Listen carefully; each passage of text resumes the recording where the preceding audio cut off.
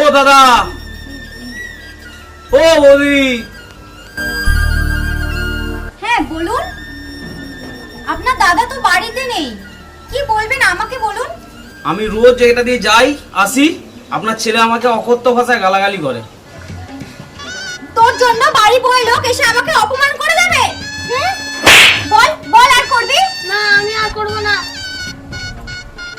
মনে থাকে যেন।